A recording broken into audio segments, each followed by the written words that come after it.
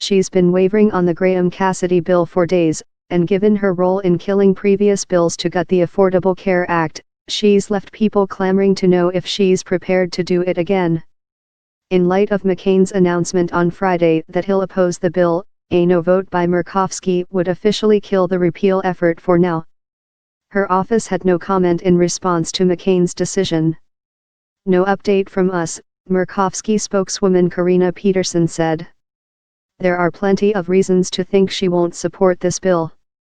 Murkowski already took a political risk in July when she voted down the last repeal bill. She was hailed as a hero for it by many in Alaska, too, greeted by hugs and flowers when she went back home.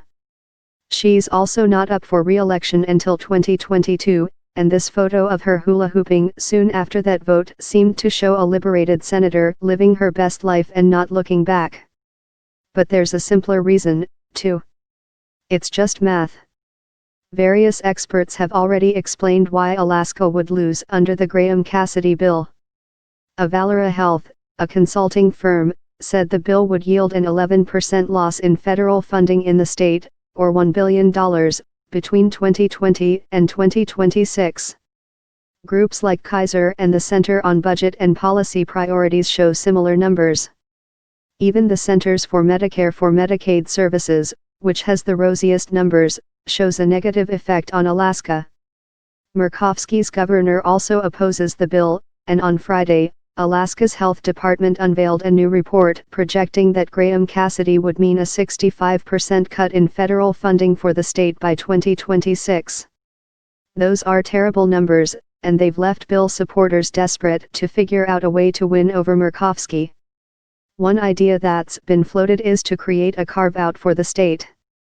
In that scenario, the bill would be amended to let Alaska keep Obamacare while it's repealed for nearly every other state. Murkowski hasn't said if she'd bite on something like that. But a longtime Republican operative familiar with the dynamics at play in Alaska said the senator is better off not taking any deal on this bill, and she likely knows it. So Lisa Murkowski votes for this bill, she gets to keep the benefits of the Affordable Care Act in Alaska. She votes against the bill, she keeps them as well. Why would she go for that, said this GOP operative.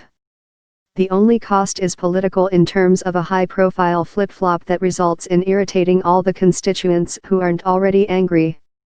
This is a win-win for Alaska that would end as a political loss on the scoreboard if Murkowski voted for the bill, added the Republican insider. In this light, the best possible scenario for Murkowski is to reject the bill. Republican efforts to repeal Obamacare are by no means dead for good, and it's entirely possible that Murkowski would be up for cutting a deal on a future bill. But if the only thing she'll gain by voting for Graham-Cassidy is the status quo and a fresh herd of angry voters at home, it's hard to see the point.